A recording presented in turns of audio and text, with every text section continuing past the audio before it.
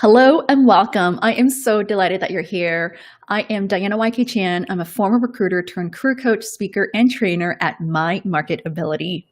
I thought I would test out this live stream as I'm planning on doing multiple live streams going forward on YouTube, Facebook, and on LinkedIn when I get access.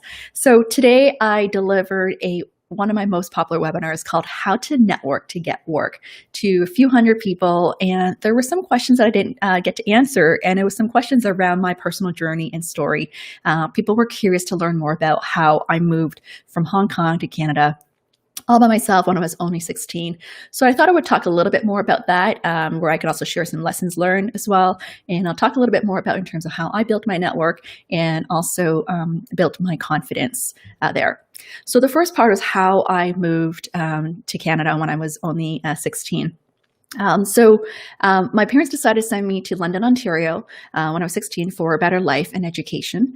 And at that time, I actually lived at my aunt and uncle's place there.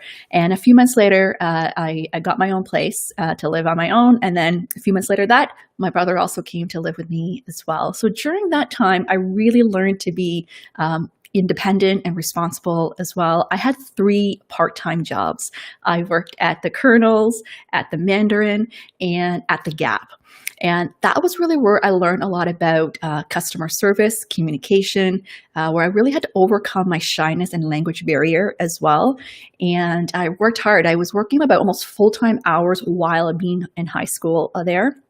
And then fast forward 2 years later, I decided to start my own business as a math tutor. This is when I got into university. I was always good with numbers and math, so I decided to start my own tutoring business, where I tutored basically over the course of 4 years, from grade 1 all the way to university level math.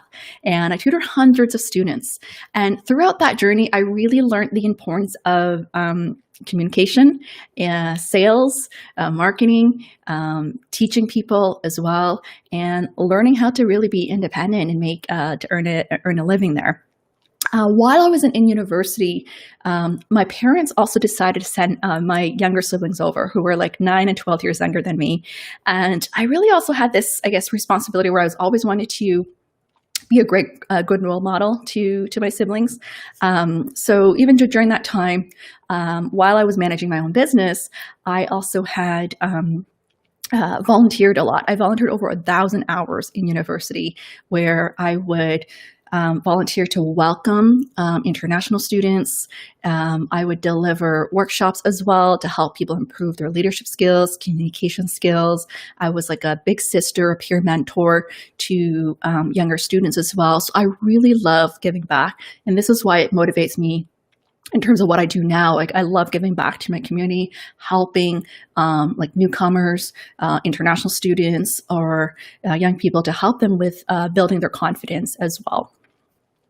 So that's a little bit my journey in terms of how I moved here from Hong Kong to Canada. I have to say it definitely was not easy. I had to overcome the culture shock, my shyness, the language barrier, just even in my own self-confidence. For the longest time, I felt that I had this imposter syndrome where, in terms of speaking up, just because English was not my first language. And I had to really overcome that. And the way I did it was really through practicing, where I took Toastmasters and I took courses to really invest in my own communication and presentation skills there. So in terms of the question around how I built my network. Because I came to Canada with a zero network, I basically just started from the ground up. And I've always been fascinated by people's life stories. So I always had this curious mindset where I would just get out there to really learn about people, hear about their stories, their struggles, their dreams, their desires of what they really want. So I just really got out there through my volunteer work to just really get to know people.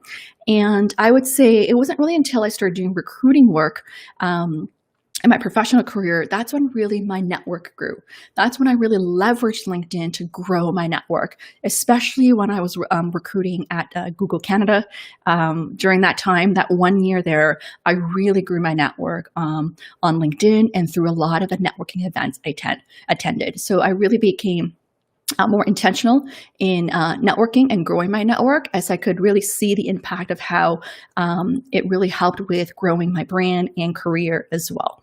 I also made time to really connect with people, like having coffee chats at least a few times a month, and going out there to attend networking events, or I would do speaking events, whether in person or online.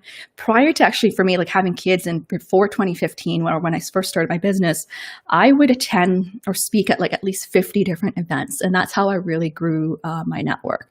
And I would say this is how a lot of the opportunities I got through working at different organizations or speaking and training was all through word of mouth and referrals there. So this is why I talk about the importance of really building your brand, building your network, so that people know what you're known for, what you're great at, and how you could help them. And then the last piece in terms of how to build confidence. This was a common question asked in terms of overcoming self-doubt, anxiety.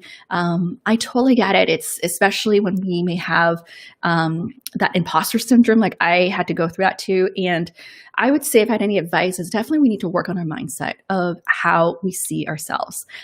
What is our value? We need to first really see our value and believe in our value in order to convey our value there. So one of my favorite saying is to really own your greatness with confidence to shine. So the big piece is really working on your mindset and believing yourself in order to really make a difference there.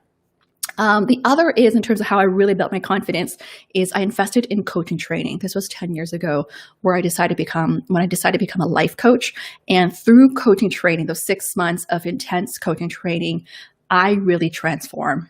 I really came out of my own shell where I really decided to stand up for myself and do what I love and the impact I want to make. I remember one of my biggest breakthrough was when another coach told me to essentially get in my own way or stop living of what my parents wanted me to be and start, becoming who I am and meant to be there. And that was a huge moment in terms of breakthrough that really led me to helping me building my own confidence. The other I would say is really practicing. For me, I really had to overcome my confidence in speaking as well. And in order to do that, it was really just keep doing it more and more. Over the years, I've done hundreds of speaking through videos, in person, and I just keep doing more and more to get better and better as well, and to stretch out of my own comfort zone. So I really challenge you to think about what are things you can do to really stretch yourself out of your comfort zone to help you elevate your game and to become more confident as well. Okay. The other thing is I'm a big fan of investing in your personal growth and professional development. So every year I would invest in an online program or like an in-person program. This was pre-COVID to really elevate my own game and also help grow my business as well. So for example, back in 2013, I attended Tony Robbins' Unleash the Power Within, where I walked on fire. And that was like a huge breakthrough for me in terms of taking my business to the next level. Last year, I invested in a women's mastermind group called the Business of Speaking Mastermind, which is really to elevate my own speaking business and skills as well. So every year, I would invest in something to grow, and that's how I continue to also build my confidence there.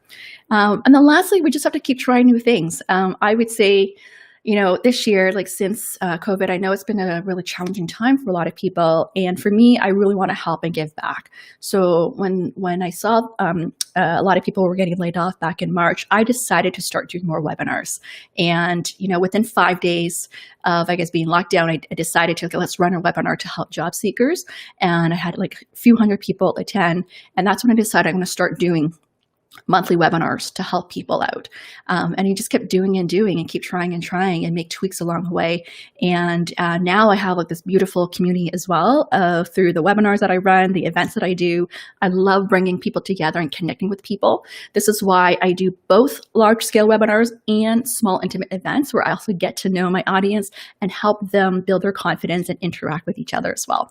So I hope you found this helpful. I hope this was fun. It was a great way for me to practice doing a live stream.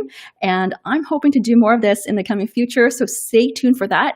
I do plan on doing some training type of live streams and also inviting guests where I get to interview them to talk about their career journey and job search a success story as well. Thank you so much for watching, and I'll catch you next time. Cheers.